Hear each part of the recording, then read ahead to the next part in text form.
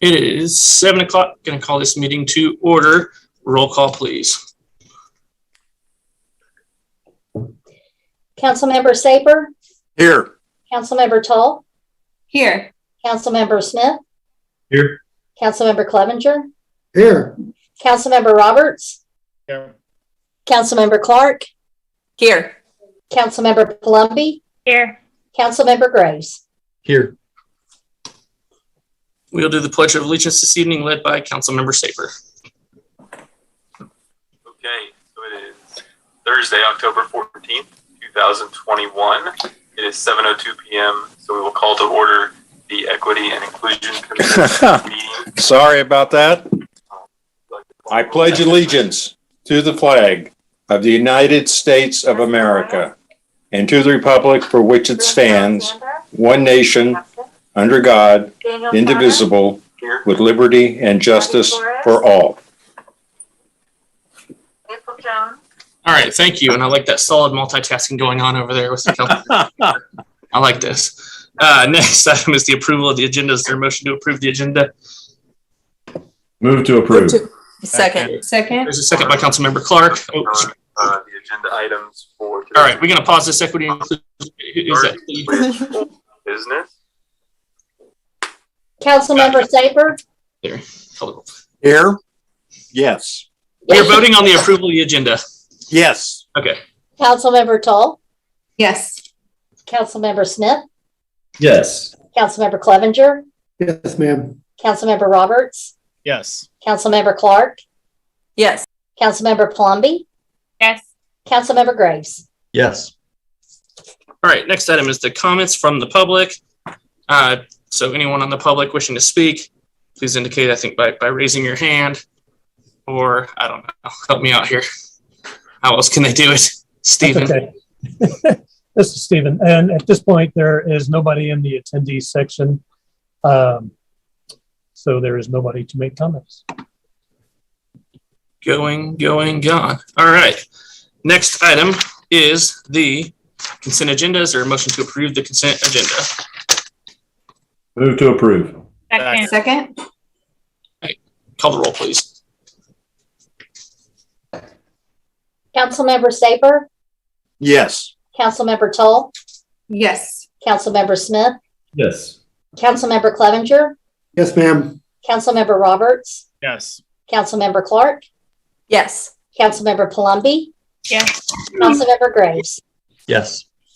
Item 9, change orders for ball diamond number 1, resolution number 22-003. Yeah.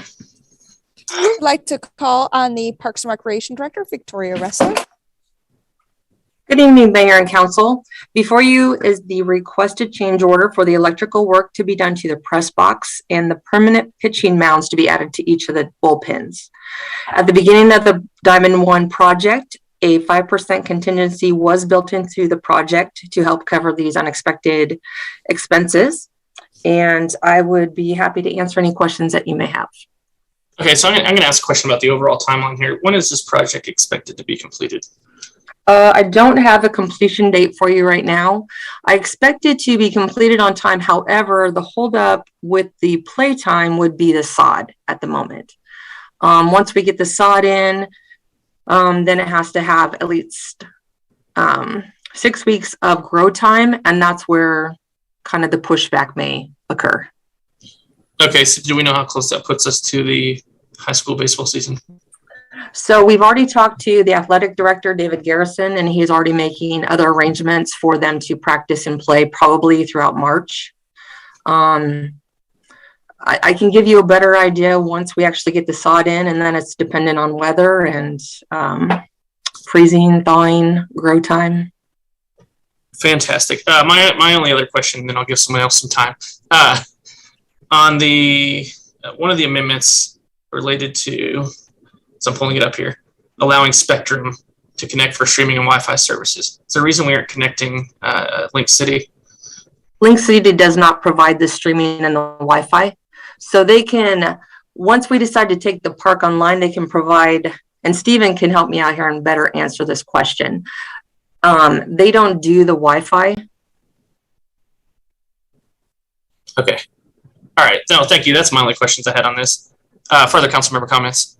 I see Councilmember Clevenger, then Councilmember Smith. A couple of things. I think this is important. If we're going to do this project, need to do it right. Thank you for questioning the time frame. That was one of my questions. Again, Link City is more of the, like I said, I'd like to hear what more Stephen has to say on the Link City, but as far as like the streaming and the broadcast, that comes from Spectrum, and we certainly want them to have the capability on that. So we're looking at maybe, is the baseball season, I'm kind of naive, is it in spring? Is it in fall? Or when is the baseball season? I know they're making other arrangements, so certainly be ready for next year. So, I'm sorry. So they would start practice typically the beginning of March. And I think their first home game is like mid-March to late March. Okay. Thank you. Councilmember Smith. We're going to hear from Stephen about Link City, the Wi-Fi situation. Sure, I can jump in if that's okay. We talked to Link City when we were first starting the project. Victoria asked me about it. Link City doesn't provide a managed Wi-Fi service. They provide a jack on your wall, and they want and expect you to purchase whatever equipment you need as a homeowner or business to run Wi-Fi. My intention is that, or contention is that, honestly, I don't know what that noise is. That's Councilman. Okay, sorry, got a little distracted there.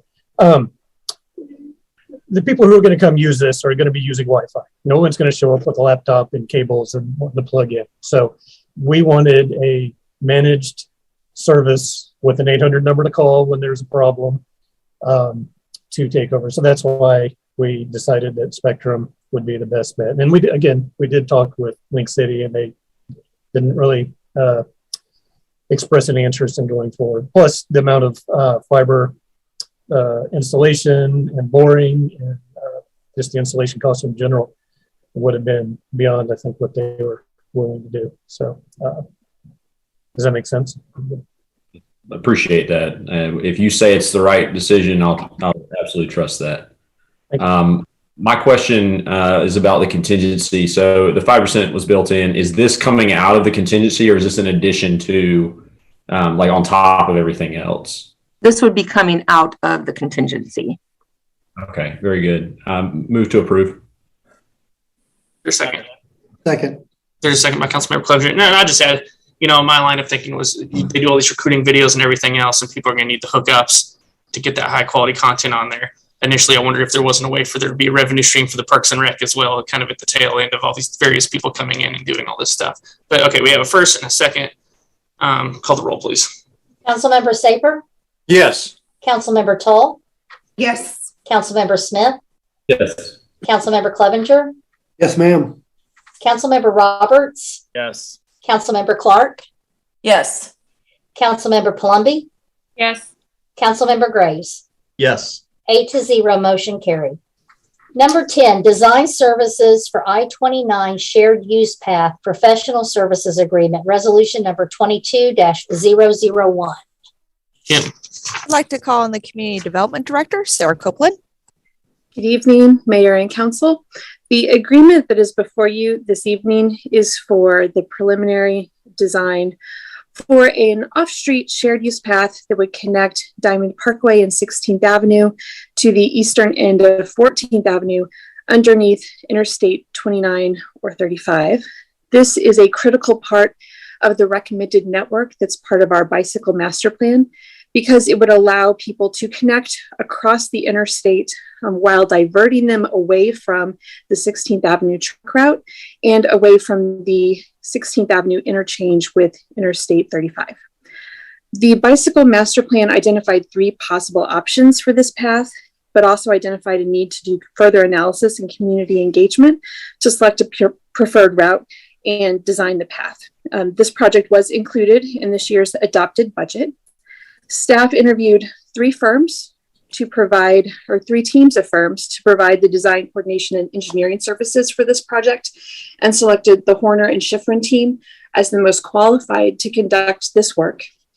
They would be doing preliminary route alignment analysis, coordinating with adjacent property owners and MoDOT, doing community engagement, providing conceptual designs of the recommended alignment and conceptual cost estimates. Assuming that the city decided to move forward, then we could amend this agreement to provide for preparation of construction documents as the next phase of this project.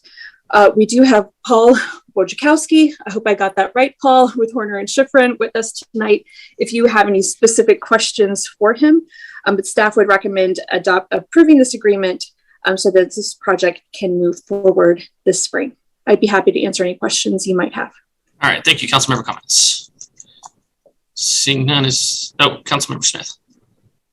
Yeah, just one thing. So it looks like we did the RFQ and Horner and Schifrin was the selection. Did we also, I read through, but did we also interview the subcontractors on this, or is it just like we trust Horner and Schifrin, so the subcontractors as well? Oh, we interviewed them as part of the team that proposed on this project. Okay. And I'm just looking at the fee structure. It was like roughly 50%, 45% of the fees are coming from the subcontractors. So it's pretty heavy weighted to subbing it out, which, you know, I don't deal in this space, but that seems like a lot. And so I'm clear, this is just for the design of the path, not for the building of it or the laying the work or getting the easements. That's correct. Okay. There is a heavy community involvement component to this, and that drives up costs. The community involvement component is the, you know, putting together and hosting meetings and discussions.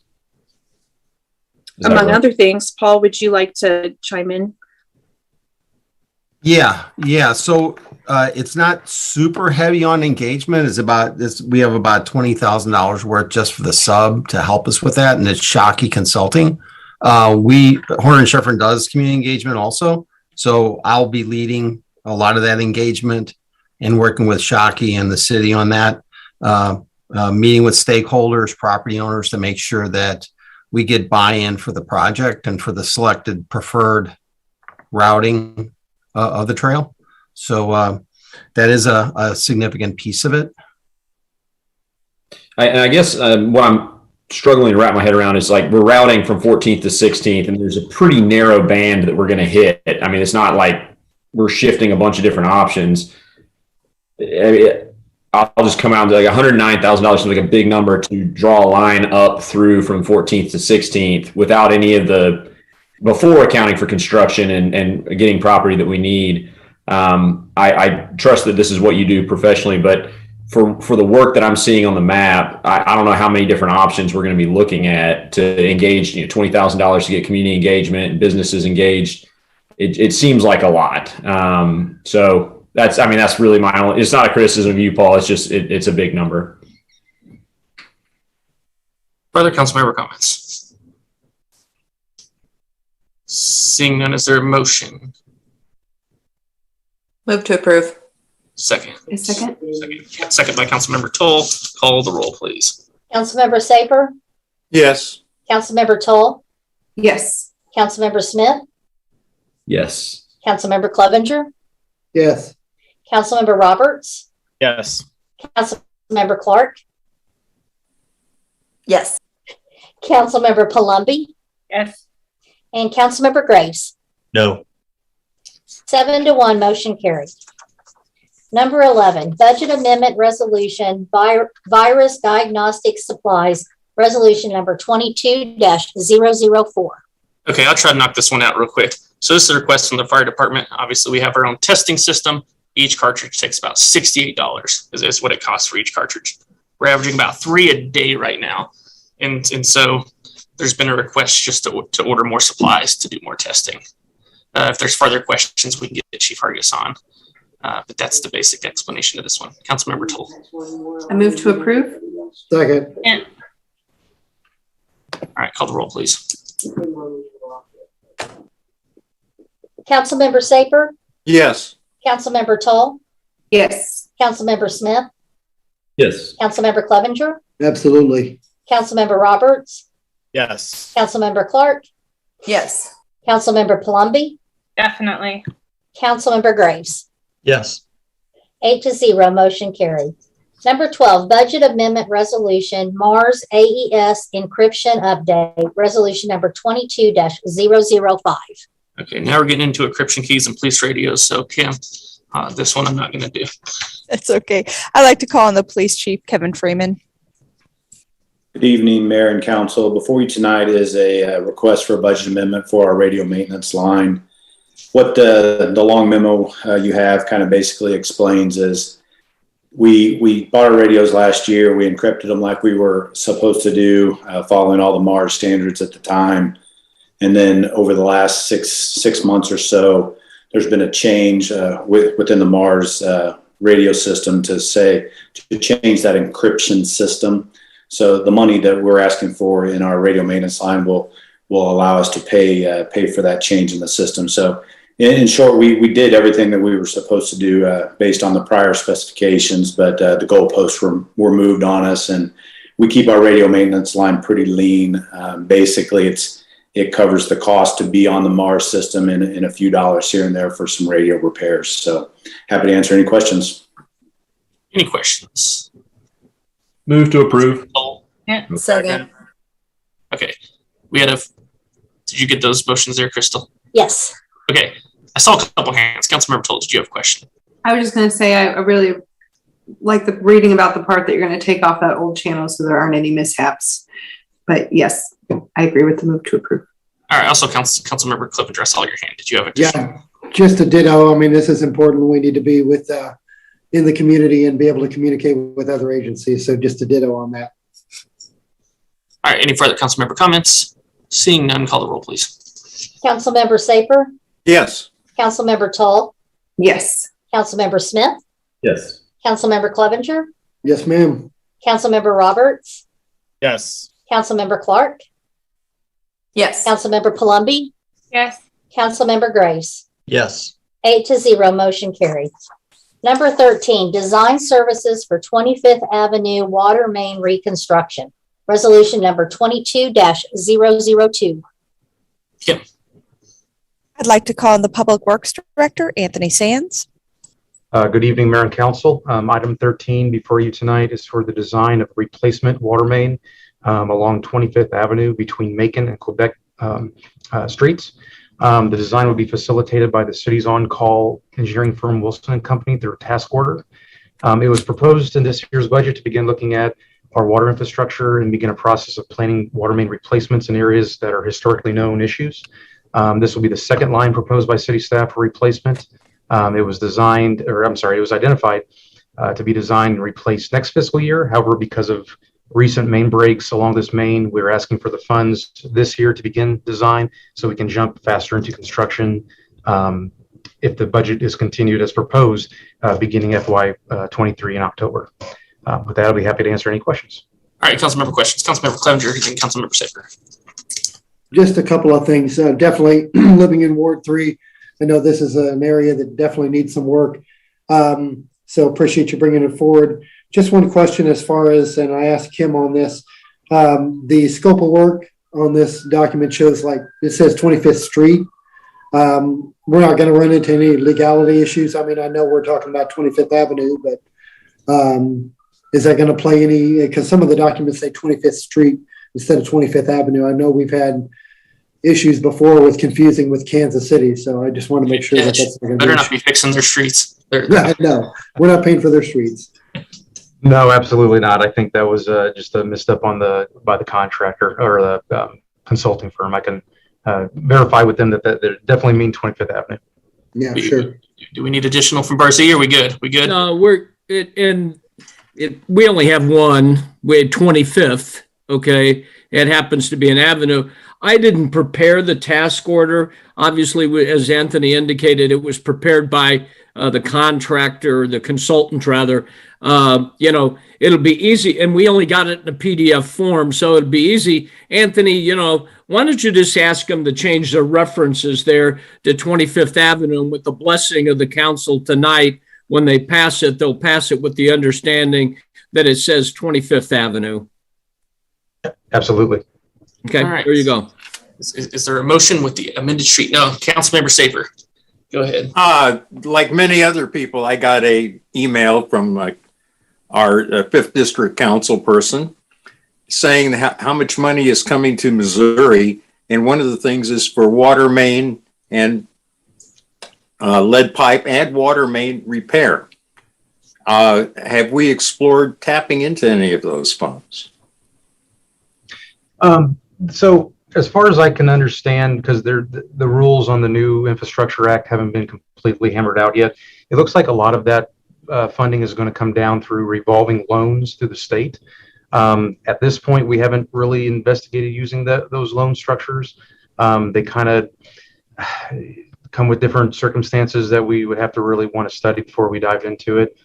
These two projects, the one on 23rd and this one on 25th, were proposed in last year's budget or this year's budget before that money came down. Going forward, we can definitely look at that. You talked about lead and copper. There's definitely the lead and copper rule, which is a different whole thing altogether, which the city is looking into and will be investigating for 2024. But at this time, we recommend funding 25th Avenue in this capacity. Okay. And I would just note on that, I mean, I know Anthony's been studying up on the bipartisan infrastructure bill. I know Kim's been studying up. You know, I've been studying up too. So, I mean, I think we're all kind of this introductory. What can we do? How can you apply this to our projects? And then, as he noted, the next part is the rules and to see how that gets passed down from there. Further questions on this item? Is there a motion? Second. First Clark, second Smith. Call the roll, please. Councilmember Saper, Yes. Councilmember Toll, Yes. Councilmember Smith, Yes. Councilmember Clevenger, Yes, ma'am. Councilmember Roberts, Yes. Councilmember Clark, Yes. Councilmember Palumbi, Yes. Councilmember Graves. Yes. 8-0, motion carried. Number 14, budget amendment, design services for 25th Avenue water main reconstruction, resolution number 22-006. This is the corresponding item to the previous item, a budget amendment for $49,425 for design and 10% contingency. Move to approve. Second. All right, call the roll, please. Councilmember Saper, Yes. Councilmember Toll, Yes. Councilmember Smith, Yes. Councilmember Clevenger, Yes, ma'am. Councilmember Roberts, Yes. Councilmember Clark, Yes.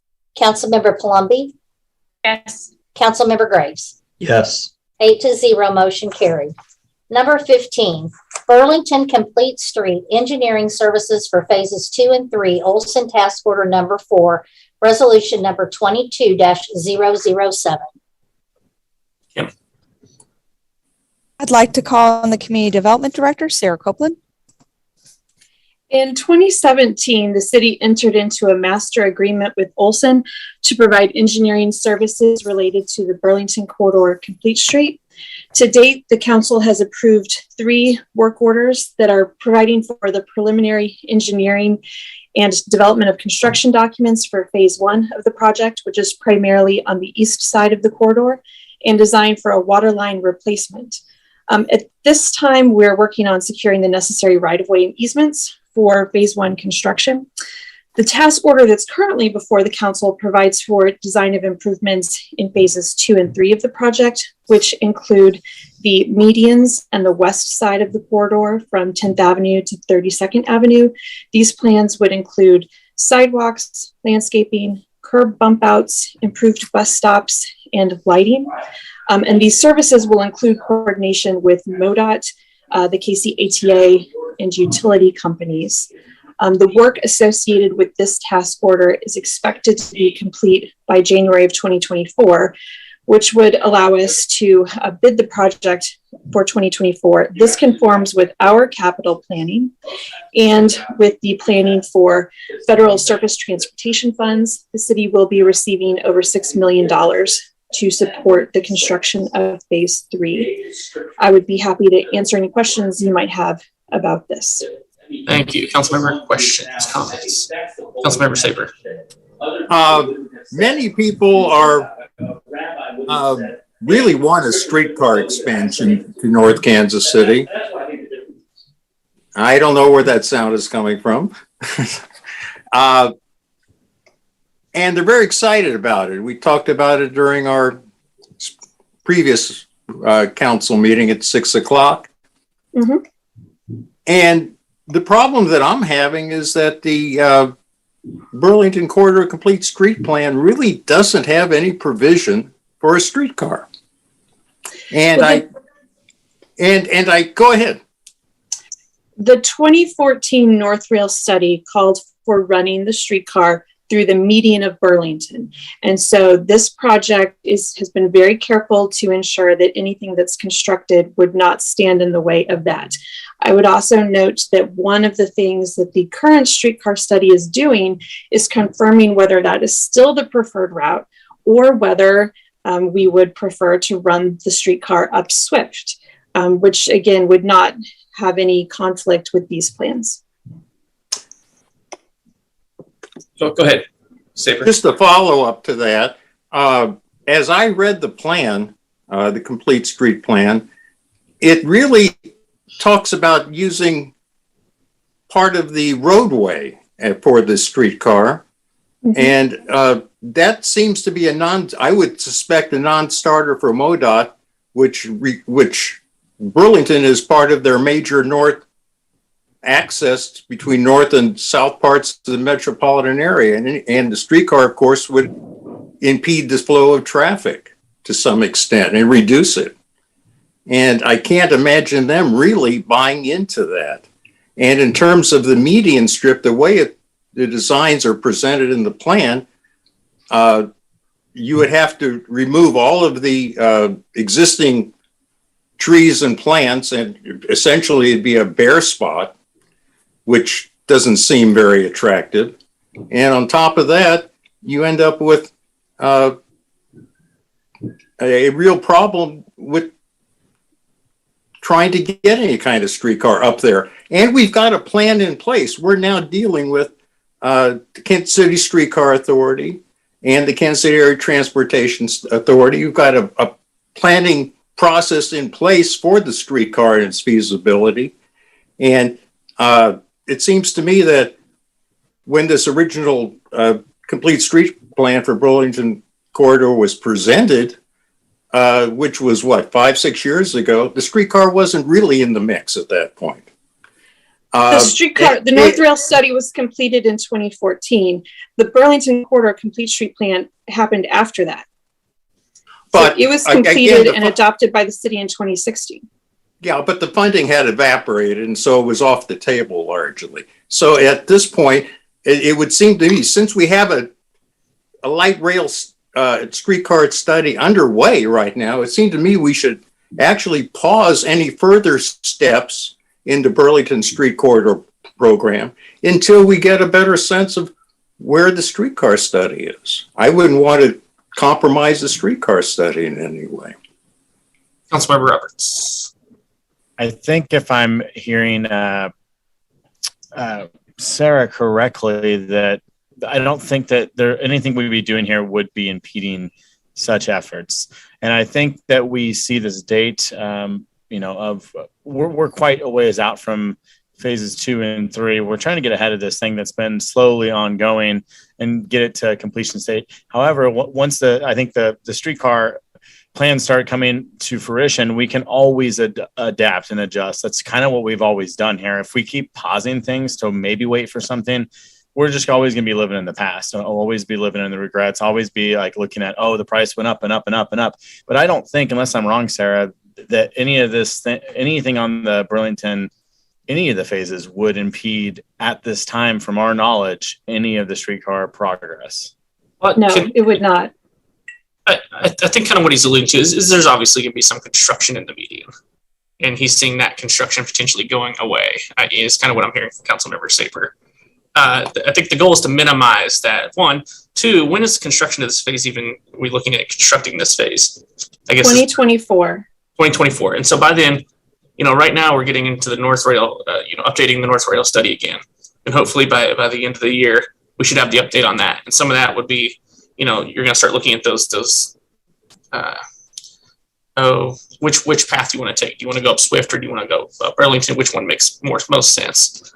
So hopefully we get to a decision point at that, where before construction, if it is Burlington, before construction hits, maybe we can modify these. Maybe we could go back and relook at design plans before construction actually happens. I think. Sorry, Sarah. I think there's time to do both. Continue on with what we're looking at Burlington while also continuing on the streetcar plan. Because who knows, the streetcar plan could totally fall apart. We don't know yet. I was going to end my statement by saying move to approve. Okay, further council member comments. We'll go this route. Second. Okay, there we go. Now a second. Now we'll go the route of further council member comments. Seeing none, call the roll, please. Councilmember Saper? No. Councilmember Tull? Yes. Councilmember Smith? Yes. Councilmember Clevenger? Yes, ma'am. Councilmember Roberts? Yes. Councilmember Clark? Yes. Councilmember Palumbi? Yes. Councilmember Graves? No. 6-2, motion carries. Item 16, agreement with Clay County for the housing of prisoners. Bill number 7661, ordinance number 9458. I'd like to call on the police chief, Kevin Freeman. Good evening again. In front of you now is an ordinance approving an agreement between the North Kansas City Police Department and the Clay County Sheriff's Department for housing of our municipal prisoners. This is an agreement that we enter into every year. A real change to this agreement is the fee structure, which we had discussed with council earlier in the budget planning process. We knew this was coming. They gave us plenty of notice on it. So we've accounted for that in this budget. So just need your approval so it can be moved forward to the Clay County Commission for their approval. I'd be happy to answer any questions. First reading. Second. Okay. Council member comments. Council member Smith. Just a quick question on this, Chief. This housing of prisoners seems like kind of an inelastic good. I mean, we don't have another alternative, I'd imagine. So it seems like Clay County can just move the price as they see fit. Is that correct? To a degree, we have had other options in the past that they're still there. They're just not as convenient, and B, well, really it's about convenience over price, because prior to this, we had an agreement with the Ray County Sheriff's Department to house up there. That was actually a private facility, not as well regulated as the Clay County Jail probably. And then travel time back and forth to Ray County is a lot different than travel time back and forth to Clay County. So yeah, a little bit in a rock and a hard place with the agreement. We have had talks in the past with Platte County Sheriff's Department as well. But we feel like Clay County is our best option right now. Appreciate that. I mean, it's certainly the most, time-wise, it's the best option. Is there any kind of study done on these rates, it seems like at $59.34 next year seems fairly arbitrary, but I'm guessing that's tagged to inflation or something. Yeah, no, we haven't done them ourselves, and maybe probably could do a little more due diligence on that. But this was something that this price has been a fixed price for almost the life of the original agreements that we've gone through. So there hasn't been a price increase on this service in a long time. We're being told by the sheriff that this gets them competitive in the market to what other sheriff's department charge for municipal housing across the state. I trust him. So I'll just leave it at that. Okay. I appreciate that. It's an easier pill to swallow when they put a little data behind a number, for me at least. I'd move to approve. Or first reading, I'm sorry. We already did that. We did not. Okay. Was there a second?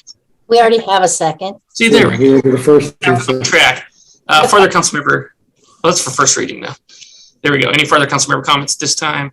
Seeing none, call the roll, please. Councilmember Saper? Yes. Councilmember Tull? Yes. Councilmember Smith? Yes. Councilmember Clevenger? Hope I never have to go. Yes. Councilmember Roberts? Yes. Councilmember Clark? Yes. Councilmember Palumbi? Yes. Councilmember Graves? Yes. An ordinance adopting and approving a cooperative agreement identified as the Clay County Detention Center Municipal Prisoner Housing Agreement between Clay County, Missouri and the city of City of North Kansas City, Missouri for the housing of city prisoners. I move that bill number 7661 be placed on second and final reading and passes ordinance number 9458. Second. Other council member comments? Seeing none, call the roll, please. Councilmember Saper, Yes. Councilmember Tull, Yes. Councilmember Smith, Yes. Councilmember Clevenger, Yes, ma'am. Councilmember Roberts, Yes. Councilmember Clark, Yes. Councilmember Palumbi, Yes. Councilmember Graves. Yes. 8-0, motion carries. An ordinance adopting and approving a cooperative agreement identified as the Clay County Detention Center Municipal Prisoner Housing Agreement between Clay County, Missouri and the City of North Kansas City, Missouri for the housing of city prisoners. Number 17, sidewalk, eating, and alcohol consumption licenses, regulatory amendments. Bill number 7662, ordinance number 9459. I'd like to call on the Community Development Director, Sarah Copeland. So the council discussed sidewalk eating and alcohol consumption at both of your September meetings. And the feedback that staff got at that time was that you wanted us to bring you amendments related to the fees that are charged for these licenses and related to the washing of sidewalks and playing music and what's required in terms of the barriers for dividing off the permitted areas. And so the amendments that are before you tonight are our amendments related to all of those issues. So you'll see that we have increased the fees for these licenses. We have changed the regulations to clearly require the use of some sort of railing, fence, or other permanent barrier. We've clarified what furnishings may be in these areas, that licensees may play music or sound, and we're no longer requiring licensees to wash the sidewalks. And we also added clarifying language that any damage that's done to our sidewalks, that licensees may need to pay for the cost of that. These apply to only sidewalk eating and alcohol consumption licenses. We have not recommended at this time any changes regarding parklets. With the construction planned this year for our downtown streetscape, we felt it was unlikely that we would want to mix parklets and construction at the same time. So that would require future discussion with the council. I would be happy to answer any questions you might have about these proposed amendments. We will kick this off with Councilmember Roberts. I have a couple things or questions for you, Sarah. Well, first, thank you for giving me updates on a lot of stuff, including the parklets. First, I think the fee for the $250 for alcohol licensing is good. Yeah. You hold on just a second. Somebody's talking in the background. I can't focus on what you're saying. Sorry, that's probably my husband who's like across the house, but he's on another Zoom. Gotcha. Do you think you could mute while Adam's talking Sure. and answer a question? Thank you. Sure. So the first is the $250 for the alcohol license. I think that's good for most people that can actually fit a number of guests outside, number of seats. I was curious if we can maybe find a middle ground for maybe a midway point. So for somebody like Mitch Amaro, who has maybe the ability to put 4 or 6 seats out front, I think the $250 cost would impede them from actually getting involved in a program like this. And I know our whole agenda here was to make it more accessible for businesses, but when businesses have such small storefronts, I think you're looking at him probably putting in like $500 or $600 to have, seating for 4 or 5 people. I think if it's possible to do like maybe by seating, like, or by space. So, maybe like less than 10 seats or less than 10 occupancy outside is maybe $125. And anything over that 10 is, $250. I think that might be a little bit more accommodating for a lot of these smaller places that really don't have a lot of space and might look at this as a barrier to entry. Right. I would point out that the cost of staff time really does not vary based on how large of an area this is. We were looking at this as sidewalk alcohol consumption has to go through 4 city departments. And that's kind of where we came up with that fee. The fee right now is $100. 100, yeah. I'm just saying, with it already having been 100, and I know it involves a lot of people, having gone through it myself. I'm just seeing, I just would hate this to be a program that's not utilized when so many people have such limited space. They might not see the value. Like $250 is the cost of most people's, more than their city licenses are. So they might not see the value. So we may be doing all this work to kind of get no additional people out there. I don't know how anybody else feels in the council, but that was like my thought, is that a lot of these storefronts have such small spaces that you might get 2 to 6 people out there. And what is the value? $250. The next thing is the barriers. It says they must be permanent. Can they be freestanding? There's so many options to have freestanding barriers that I think that also might be something that pushes people away from actually utilizing these if they have to permanently affix to the sidewalk and then potentially have to pay to get that replaced. So our discussion back in September was about some of the importance to staff of having a permanent barrier. And there are a couple of reasons for that. One is that we have to have the 4-foot pedestrian passageway that is, accessible for people. And so our concern about that barrier not being permanently affixed is that it moves. It just scooches out into the sidewalk over time, and before we know it, because staff's not out there all the time, we don't have 4 feet of passageway that is an accessible path for people on our downtown sidewalk. We have maybe 3.5 feet, maybe we only have 3 feet, and then we are liable for ADA violations. So permanently affixed means this can't move. It can't over time become a larger area than we approved and impede the pedestrian area that we really need. And that's why staff is advocating for those barriers, and also why we think it's very important that they be permanently affixed. I'm just curious. I've seen like a lot of options that are like movable, but not really movable. They're very heavy. They're concrete based, or they're filled with water or something like that. So I guess, we're looking at our Main Street. We're really only talking about like 2 or 3 businesses that could potentially utilize this. And I'm just wondering how difficult it would be to allow them, those businesses to actually, I guess like my thing would be like, if we do all this work, we pass all these things, and then we basically make it impossible for them to actually do it. The fees are slightly too high.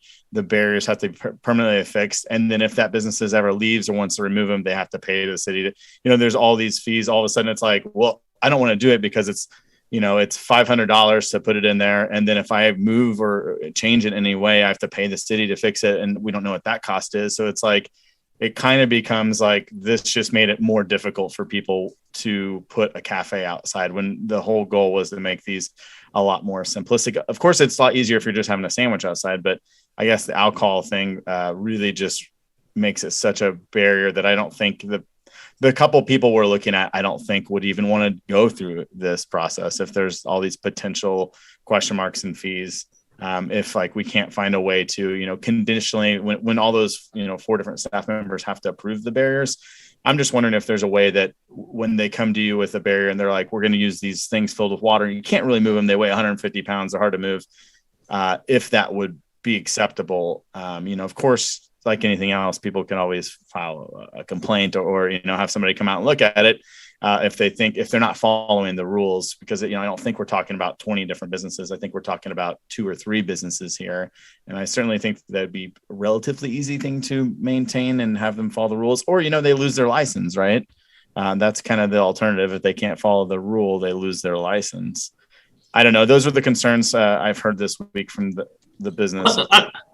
I'm going to follow on to one portion of the ADA. The more I thought about this just now, so if you got an alcohol license, you would need the rail. But if you put tables and chairs out there and just have the $10, whatever this is, sidewalk dining only, you wouldn't need railing. Yes, correct? That's correct. Okay. Councilmember Clevenger.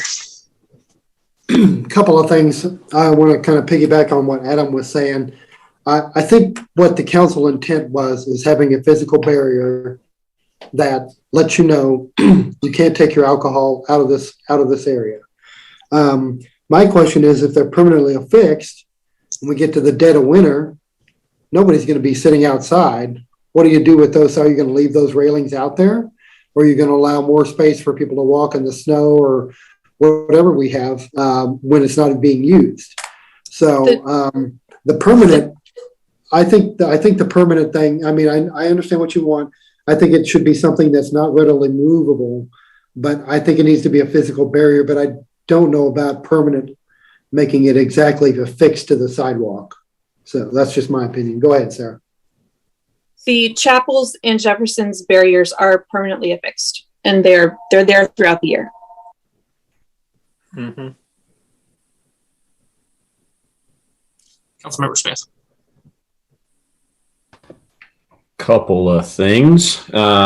So the first one, the fee. I'm not sure where Adam landed on it, but the $250 seems like it's a big jump. I know Sarah mentioned the alcohol license has to go through a number of city departments, but I want to incentivize this. I want this to be something that businesses want to do, that they're able to do, because it does bring a vibrancy to downtown, to our downtown corridor. So honestly, even if it's a bit of a loss leader, I'd keep it at $100. I think moving the fee, while it may make a little bit of fiscal sense, it's not like it's a big income generator for us. And I want to see more businesses doing this. So usually you move a fee up to either cover cost or disincentivize something.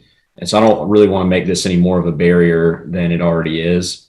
So I would be okay with 100 staying pat. And then the food one, moving it to 50, that's fine. It's not a big 10 to 50 is not a big jump. And then the other piece, the railing, I've also heard a similar question about being permanently affixed. Sarah, you articulated the concern very well, having the fixed barrier and us being liable for ADA. I feel like where Councilmember Roberts and Clevenger landed with the not readily movable barriers is really heavy. They can be decorative, however, but if they're not readily movable, I don't see them necessarily scooching. And if they do, they get a violation or have they lose their license, because it's very important, and that can be made clear up front.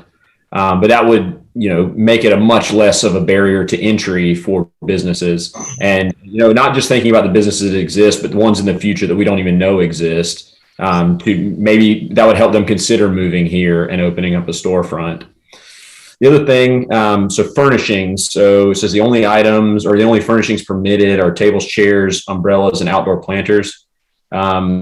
Heaters, is there a reason that outdoor space heaters, like the big ones with the dome, or if those were left off on purpose? The fire department did not want those on the sidewalk. Curious, what is that a big fire hazard? I know other cities do it. Is that something that's a big concern for us?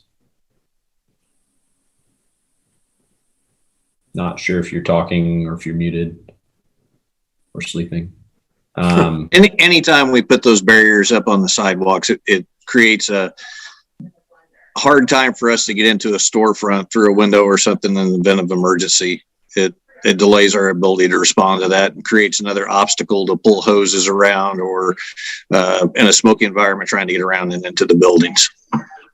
Sure. I mean, the heaters themselves, though, like the big outdoor heaters, that I know that I've been to some places in Kansas City, Missouri, that in the fall it gets quite chilly here, and if you want to eat outdoors, they've got the heaters that can keep you warm. Are those a big fire hazard?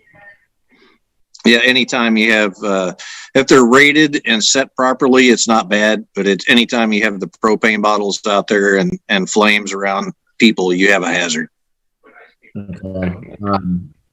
Interesting. Okay. Because I would like to see, Missouri is one of those climates where you get, 3-4 good weeks outdoors, and then it's, you have to work with it. You get some sort of fan blowing across, or you get a heater. And so I want to extend the season as much as possible, but also do it safely.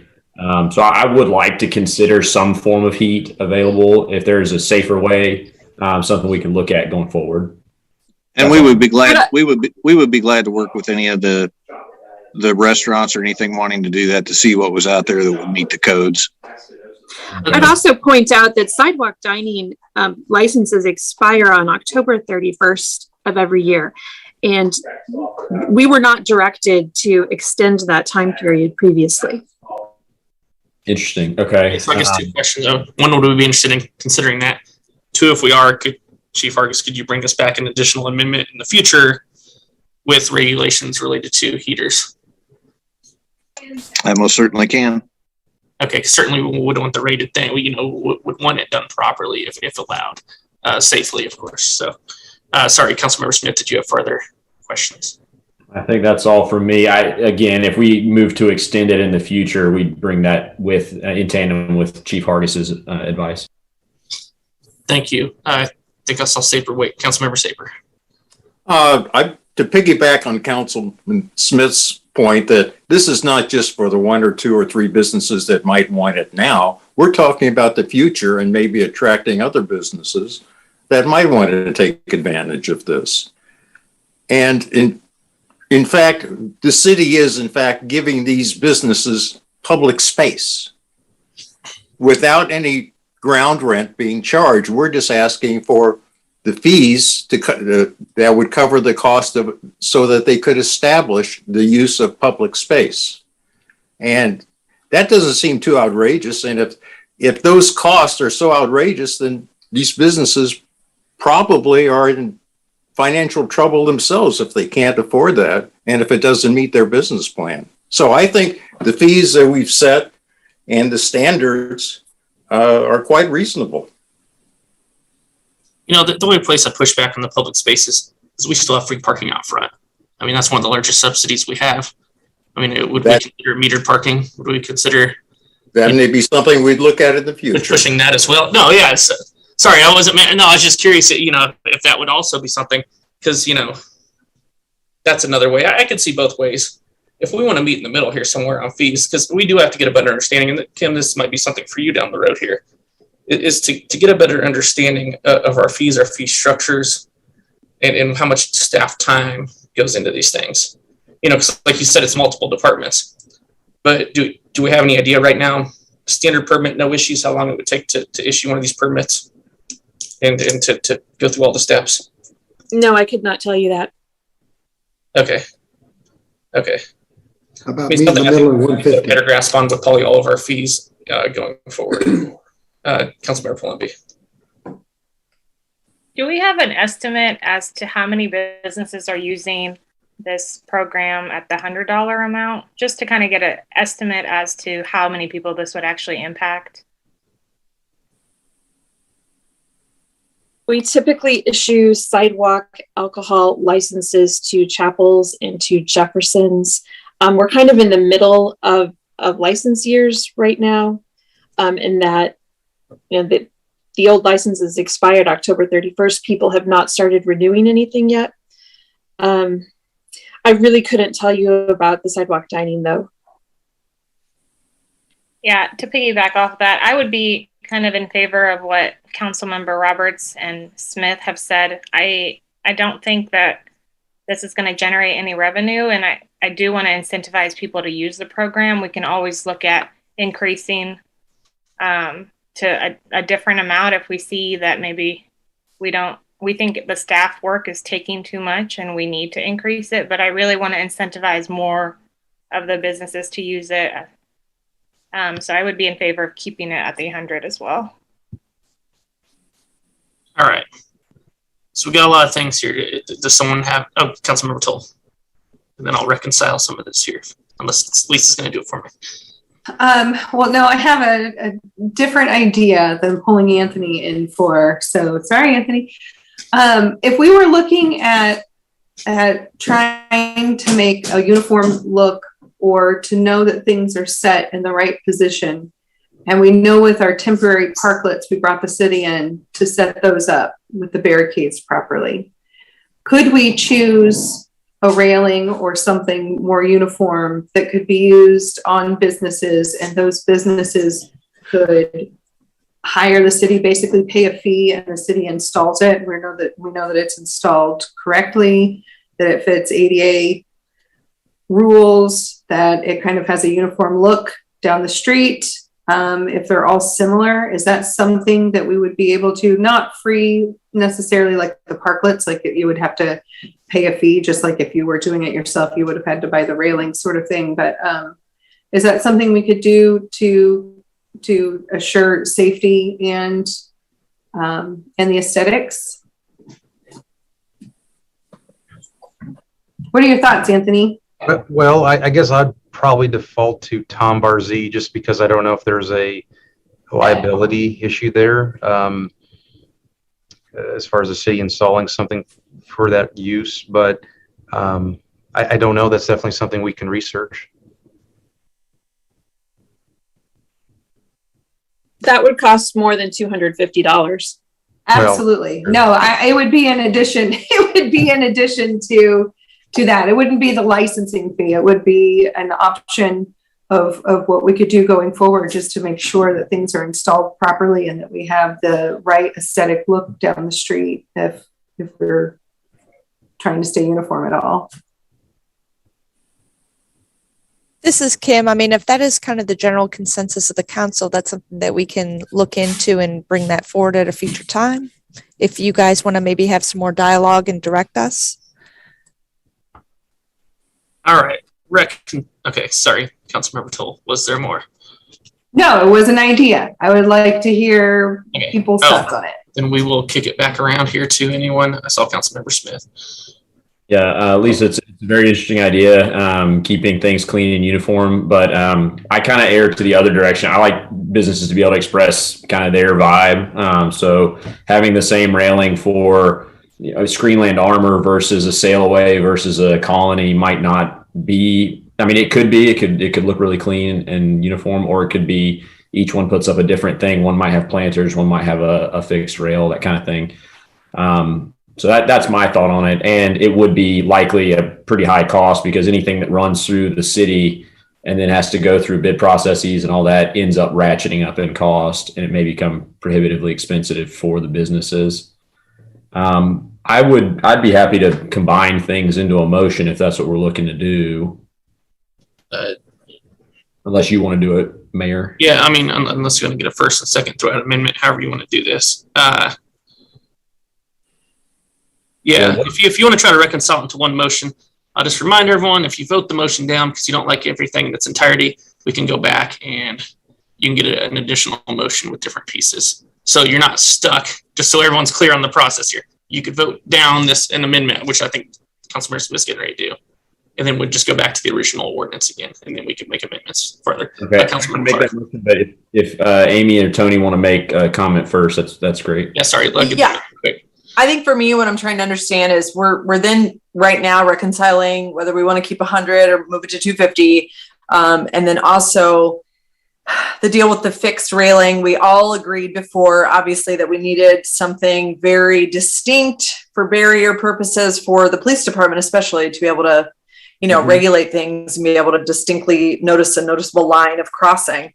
I think the biggest question is, what does it look like if someone is applying and saying, does it have to be drilled into the sidewalk or can it be this?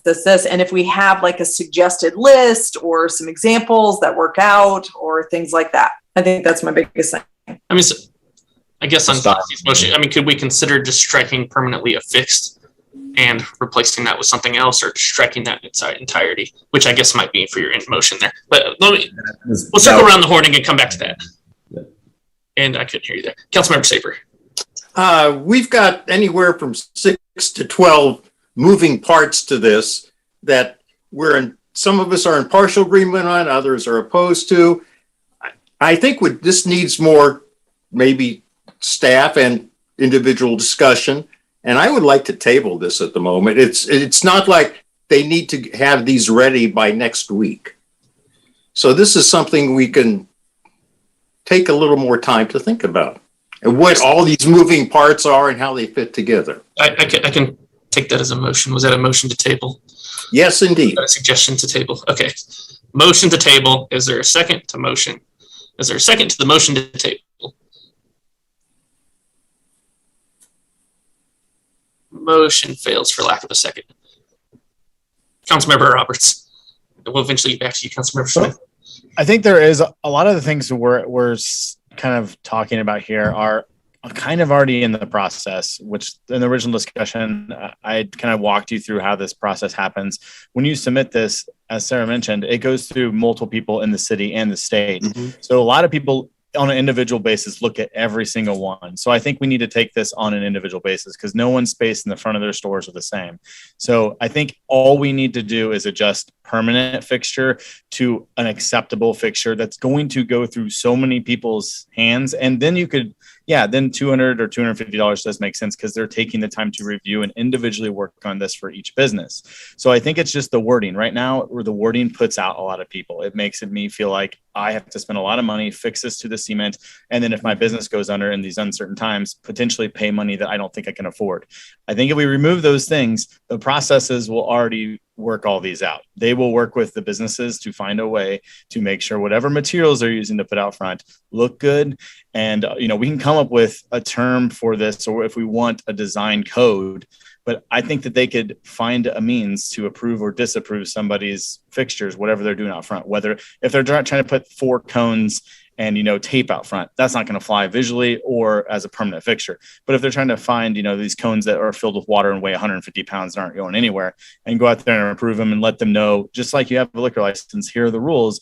These need to be here at all times, or you will lose your license. It seems like a fairly easy thing that we can accomplish. I think we're all overthinking this for the 3 businesses that are likely to apply. I think we need to reduce the fees down to businesses that are, under 10 people, I think is what I was trying to make it as simple as possible, but we can reduce it overall.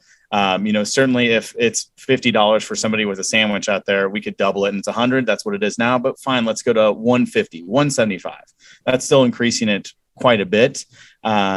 To have people do what we're talking about. We're already saying like, we want someone to review this. They are already doing all of that. When you have to submit a permit, a design, a spec, all these things that they look at and they come and look out, they measure, they talk to you on an individual basis. So I don't think we need to make this on like a very specific thing because they're all individual bases. So let's just make the wording as simplistic as possible, come to terms on what the fee structure is, and then we can reevaluate the length of these permits because I think having them in October 31st is kind of weird. And I don't know, I think everyone still goes outside. Just like the heater question, it's weird that you can't have them out front, but everybody has them out back and they're not hazards. I don't know how that makes any sense.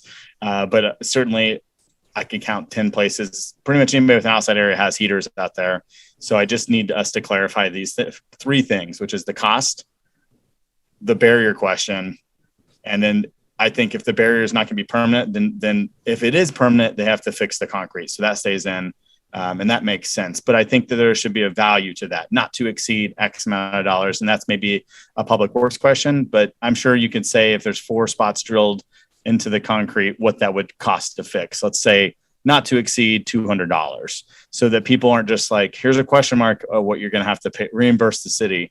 I think that is off-putting because it's a question mark. So if we could answer those questions, how much would it at max cost to fix this? What's the individual, every barrier, what is that going to look like? Because it's going through an approval process and the fee structure. I think that's what we need to establish. I don't know if we need to table it. I think we can probably come to terms those tonight because it's pretty easy. In process here, we got a lot going on. It may be easier to vote on the amendments individually. I would propose an amendment for the fees. I would propose an amendment for the railings. Counselor or whoever wants to take that on. It may be best because we can vote on those individual pieces, and if they lose, it goes back to this original. And we move on to the next question, or we can modify it somewhere in the middle. But to take them piece by piece, so everyone can vote piece by piece and not get confused in a convoluted motion, if that makes sense. That's fine. Okay, That's so fine. if we're done, if you want to kick off on that, I would recommend starting with fees. Yep. Let's go section 4.30.060A. Leave it unchanged at $100. All right, there's a motion to amend the ordinance before us to leave it at $100 and $10 the permits. Is there a second? There is a second. Call the roll on the amendment. I'm sorry. Further council member questions, discussions on this? Seeing none, call the roll on the amendment. I'm sorry, did we say unchanged at $100 and $10? Yeah, leave the ordinance as is Okay. is what the motion is. Yes. Okay. Councilmember Saper, No. Councilmember Toll, Yes. Councilmember Smith, Yes. Councilmember Clevenger, Yes. Councilmember Roberts, Yes. Councilmember Clark. Yes. Councilmember Palumbi, Yes. Councilmember Graves. Yes. Okay, that one passed. Okay, that amendment carries, so that'll strip that portion of this ordinance. Next up, I think we should go on to railing. Yep, section 4.30.080. That is item A. Replace the words permanently affixed with acceptable. And with that, I would like to see a style guide of some kind come out from community development or public works, whoever would handle that, so that there's at least some broad brushstroke guidelines of what can go there. Is there something we can put in that not readily movable or like a certain weight? So let me ask this, could we possibly go, and this would be for staff, like subject to the approval of, name the person, or in consultation with staff? So this is Kim. We need the language to be a little bit more specific than acceptable, because that really gets us into a gray zone that it would be frustrating for business owners and staff alike. So it was. Can we just delete permanently affixed then? Could we put weighted barrier? Or? I would say like, or other barrier, right? Marking the boundary of the license, subject to approval by the whoever you want to put in there, the licensor, right? That would be the easiest way, is just subject to approval. In code, it needs to be very specific. This way, it's not open to staff interpretation. What they were going for. That was the goal. Otherwise, you Like, all do you get want a bunch of complaints about staff being arbitrary and capricious. Yeah. Maybe a non-movable barrier. Sounds like that's what I was saying. Non-movable barrier. Or certain weight. Several hands. Who had a hand up there? Clevenger. There we go. Go ahead. Yeah, I was just going to say something. I mean, as far as, I don't know if it's a specific weight that they want that's non-movable, that's not readily movable, but just something that not permanently affixed, but you can't move it very easy either. However you want to word that. I would add this. I don't think we necessarily, when do we allow people to get these permits? Is there a start date January 1st, or is it later in the year? Talking to Samantha, she said usually people will come in to get these when they renew their liquor licenses. Which is, I don't know. It'd be like May. Did you do that, Adam? Okay, May. Okay. I mean, if we have a little bit more direction to staff, this could be something we could clean up the language separate from the meeting here. Unless we're dead set on just having other permanently affixed removed. I get Sarah's point that it would be, staff would get accused of being arbitrary. That makes sense. I don't know if there is a better way to word, like Zach's, not readily movable barrier. I mean, we get like what we're trying to say seems clear enough, but I'm sure there's going to be some exception that somebody tries to slide through in the future. But not like from permanently affixed to not readily movable seems like a good substitute. Is that a motion? I don't know who to ask. Does that pass muster? Is that going to get challenged? Well, anything can get challenged, I guess. This has been, we're not the first people that's ever done this. Maybe we can, it appears to me, regardless of how you vote on each one of these, we're going to need to bring you back a clean ordinance, right? And perhaps we can, I think we understand generally what you're talking about. I'm glad you understand staff's concern, though. It needs to be something so it doesn't look like, we're picking and choosing in some way on who gets it. And so I think something along the not readily movable is okay, but I think we need to figure out a little bit more specific. But if that's your general intent, I think we can come up with some language that will be satisfactory, and so we don't spend a bunch of time tonight trying to wordsmith this down, exactly what it's going to ultimately be. Sure. Okay, so where does that leave us, Mayor? Do we just table that one? We can roll back to Anthony Saber. He can table again and see if he get a second this time with the additional direction. Second. With the we have a committed second already. So I think with the additional direction would be for staff to come back. I think they understand the guidance tonight. See if we can find a way to get that properly worded. That section A there. Was there any other commentary on the rest of this ordinance? Yeah. Okay, Councilmember Roberts. The one thing would be addressing the length of the permit. I think it should be a yearly permit, not subject to whatever. Okay, we'll add that to the directive to clean this up next time. And we already know we're striking the fees. So, Saber, if you want to try this again, we can. Yeah, yes, indeed, I would like to table this to a later time. Second. Councilmember Toll on that committed second there. Did we get you? No. Roll call, please. Councilmember Saper, Yes.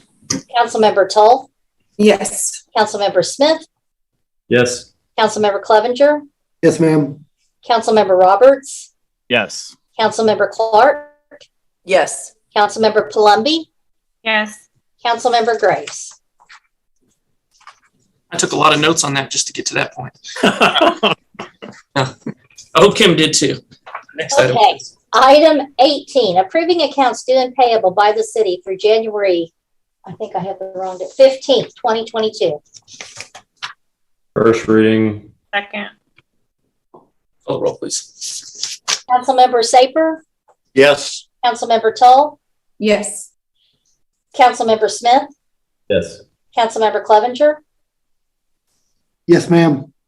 Councilmember Roberts, Yes. Councilmember Clark, Yes. Councilmember Palumbi, Yes. Councilmember Graves. Yes. An ordinance authorizing payment for certain accounts due and payable by the city through January 15th, 2022. I move that bill number 7663 be placed on second and final reading and passes ordinance number 9460. Second. Councilmember Saper, Yes. Councilmember Toll, Yes. Councilmember Smith, Yes. Councilmember Clevenger, Yes, ma'am. Councilmember Roberts, Yes. Councilmember Clark, Yes. Councilmember Palumbi, Yes. Councilmember Graves. Yes. An ordinance authorizing payment for certain accounts due and payable by the city through January 15th, 2022. All right, thank you. Staff comments. Kim. In your packet, we provided multiple reports for your review, including the first Northland Assistance Center for costs for the temporary housing program, and the first invoice that we have received for the YMCA Healthy Citizens program in your packet. One last thing that I have for you, which we are pretty excited to talk about, and that is the new website. So currently our tentative day, giant asterisk, is Tuesday, January 25th for our new website. And I would like to thank Stephen Roberts and all of the people on our new website team. They have been working for several months to make this transition. These things don't just magically happen overnight. They require quite a bit of staff work. So I'd like to thank them, as well as thank our Public Works Department for their work to clear the streets over the weekend from the snow that we received, and pretty much all of the city staff who, as everybody knows, we're in the middle of a COVID search right now, so we have a lot of vacancies, and a lot of our staff members are stepping up while their colleagues might be out for a couple of days dealing with either personal illnesses or people that they are taking care of, their kids and their families. So I'd like to thank everybody. It is noted that city services still continue even though we are in the middle of a COVID surge. So with that, I leave it up to you. Fantastic. Thank you for the updates. Councilmember comments, starting with Councilmember Saper tonight. Since we are indeed in the middle of a surge of COVID and it's affecting city services and personnel are out, and it's affecting what's happening at every business and activity that we're involved in, be it schools, be it grocery shopping or anything else. And I would just encourage people to cut some slack to the individuals, the cities, the grocery stores, the bars, the restaurants who may be short-staffed, and anything else that isn't functioning as smoothly as we would like. Bear with it, and we'll get through this, but cut some slack in the meantime. Thank you. Thank you. Councilmember Toll.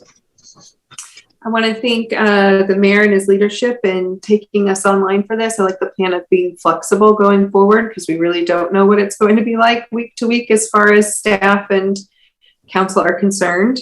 And I hope everyone stays healthy. Thank you. Councilmember Smith. My Wi-Fi is struggling mightily, so if I cut out, just keep going. First off, COVID surge, please go get vaccinated if you haven't. Vaccines save lives. And I also want to give a shout out to Public Works for clearing the streets and getting the snow plowed. That's all for me. All right, moving down, Councilmember Clevenger. Yeah, first of all, ditto on the snow removal. We've always got great snow removal and great dedicated staff, and they were short-staffed, but they got it done. Almost all of the citizen comments were affirmative, and so they were really happy with what Public Works did as usual. And healthy, happy to see, the YMCA Healthy Initiative, Citizen Initiative. A lot of people taking advantage of that. So look forward to seeing you some over there. Some of you people, I'm going to head back to the gym myself, and I see one of our council members joined as well. So if you want to come over there and get buff with me, come on, let's do it. Just a couple of other things. I know we had talked about in the strategic plan about getting a use tax to be able to capture the internet sales. Do we have from staff any kind of time frame on that about how we're going to approach that? And I'll ask this, my last question, and then I'll let the staff answer. I want to extend condolences to the family of Gene Bruns, who passed away about 2 or 3 weeks ago. Gene was the mayor here for like 12 years and on the council for God knows how many more years. So great individual. I didn't always agree with him politically, but his heart was in North Kansas City. So I know that, as far as the state and federal or the United States flag, we can't do anything with those, but I'm wondering if we can't get our city flag lowered to half staff for about 3 days or something like that for as many terms that he was in office to kind of honor him and to let the family know that we're thinking about him. So just something that I'll bring up on that. And if you want to answer that, can I follow up there? Yeah. All right. No, certainly, I agree with you. To recognize the passing of former Mayor Bruns, we will have the flag lowered for the next 3 days, the city flag, to recognize him and his time in office and so everyone can see. So thank you for bringing that up. And on the taxes, we're talking a few things. When you talk streetcar TDD, park sales tax, which is also on our priorities, and a use tax, I think it's going to take a little bit more planning, have to get down the road a little bit farther to determine, it's a lot of things. You don't want to layer all those on at once. So it's definitely going to be a slow rolling process, I think, as you talk all three. So you got to figure out how they all mix and match with each other. You don't want them all on the ballot at once, that's for sure. So sure, that's a winner. Yeah. Okay. Are you going to be out championing that? Okay. I will. We'll move on. I won't put you on the spot. Councilmember Roberts. Yeah, I just want to give a general shout out to how I think we as a council really worked in terms of working out our own issues, really reading the text and trying to find the best way forward so we don't have to keep coming back and back and back, that we really do look at the issues and that we have such a good staff to help us find the best way forward. I think that's something we can see already in our proposed master plan, how much we've already been able to accomplish in like 4 months since we all met in August about that. That just shows, I think, how well we all work together, how dedicated we are to accomplish these things and to make this the best city possible. I'll say the national tests are up for COVID tests, so everyone can get 4 tests. The beta test site is up. I already ordered some myself. It's special.usps.com. You can go there and you get 4 tests per household. It says like, I think 7 days or so. I'm going to assume it's going to take probably 2 or 3 weeks at the best, but go ahead and order them. That it's good to have in a time when we all were like, there's no tests available and we were all struggling. I think this is the best way possible. Also, for all you people taking at-home tests, do not forget that you should be reporting if you're positive to the local health department. That's the only way we can accurately keep track of the numbers and the cases that are currently in our city and our counties. They will also do follow-ups with you to make sure that you're feeling good and see where you're at and how you're progressing. Finally, I can't wait for Getting Buff with Zach. I might join. Is that a program? Is that the official name now?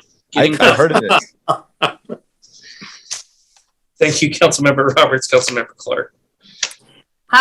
Just a thank you to the Parks Board, Victoria and everybody at the Parks Board for including me on their strategy retreat. You know, I thought I had enough with the City Council retreat. I got to attend another with the Parks Board, but it was great. A lot of good information was presented by Interim City Manager Kim Nakahoto. It provided a lot of insight for me and for a lot of the board members into the options, the barriers that we face as a city, that they face as the Parks Department, how we can all work together. I'm just excited to support their efforts, and I'm also excited to have feel even more prepared with questions for the new city manager that might be in place. So I'm excited for those interview questions because now I've been filled with a lot more information. It's pretty awesome. So I appreciate that. And also just, yeah, everybody be safe with COVID. Obviously, we've lost a member in Ward 4 to COVID. So it's still very real, very serious, and vaccinations do matter. It has been helping people to stay out of the hospitals a lot more than not. So that's it for me. Certainly got a good group over at Parks and Rec. Check. Councilmember Graves. No, I skipped one. Columbia. There we go. Then we'll get to you, Graves. Sorry. Getting ahead of myself. Councilmember Columbia. I just wanted to reiterate what Adam said about the COVID tests that are now available through the federal government. Please take advantage of this opportunity. It is extremely difficult to get COVID tests right now, and the clinics and the hospitals and the emergency rooms should not be really the avenue that we use to get COVID tests if you think you are symptomatic, unless you're having obviously severe symptoms that require immediate medical attention. Also, to kind of align with what Adams and Saper have said, please be kind to people. I know that everybody's heard of this new Paxlovid oral medication, which is kind of the first promising oral treatment for COVID-19, and people are very excited about it, but unfortunately it has not hit the pharmacies in the area. So please be kind to your pharmacists at your retail pharmacies and your local pharmacies. When they tell you they don't have it, they do not have it. They are not withholding it from you. So please do not harass them and be nice to your healthcare workers because they've been through a lot the last 2 years. Thank you. Now on to Councilmember Graves. Last but not least, bear with me. I'm going to tell you guys a little story, and I'm going to lay out kind of a problem that I've observed, and then I've got a solution that I'd like to propose.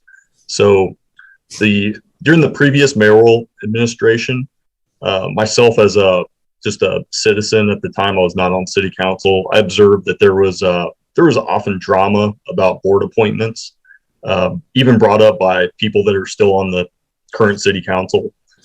Took issue with certain board appointments. And then the current mayoral administration, I've pointed out a couple of times, just questions I've had about appointments. And I get questions from people here, residents, such as, I get people asking me, hey, I applied for a board. Was my application received? How many applicants are there for a specific board? Are we selecting the most qualified people? Things along those lines. So here's the solution I've come up with that I'm all about transparency. Mayor DeLong, I believe that you and I both agree that government should be, as transparent as possible. So we're rolling out a new website later on this month. Let's add to our website board applicants. So there should be a page on our website where you can go to and just see, the EIC, the Planning Commission. The different boards will be listed, and it'll say John Smith, Ward 1. You'll be able to click on John Smith and view his application, etc. on down the line. So then we won't get all these questions.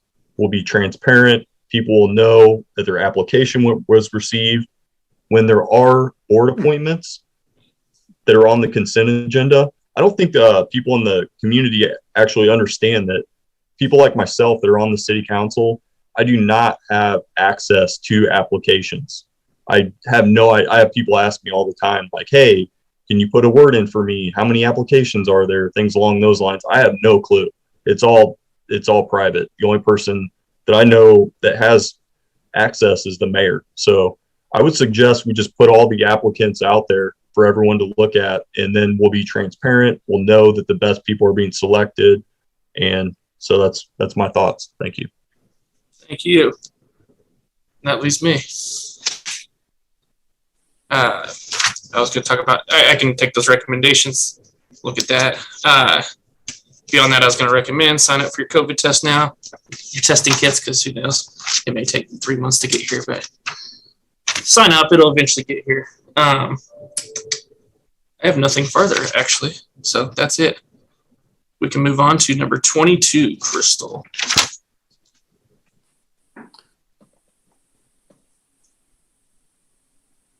I couldn't unmute. Consideration of a request to hold and recess into an executive session as requested by the interim city administrator to be held on this date on a real estate matter pursuant to Missouri Revised Statute Section 610.0212. Move to approve. Call the roll, please. Councilmember Saper, Yes. Councilmember Tull, Yes. Councilmember Smith, Yes. Councilmember Clevenger, Yes, ma'am. Councilmember Roberts, Yes. Councilmember Clark, Yes. Councilmember Palumbi, Yes. Councilmember Graves. Yes. All right, so we will move from this to we have a separate link for the executive session. When the executive session's over, we'll remind you during that session, but you'll need to come back to this link because we will have to adjourn publicly. But for everyone else watching at home, this will be the end of your evening. No other votes will be taken this evening. So I will see everyone on the executive session link. Thank you.